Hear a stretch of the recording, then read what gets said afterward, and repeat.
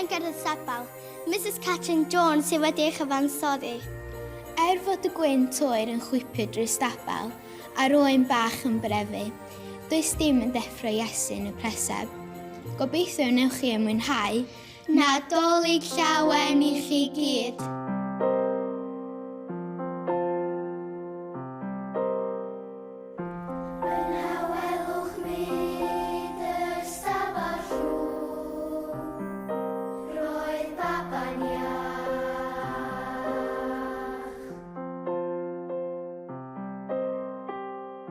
Dim ond coflau glir.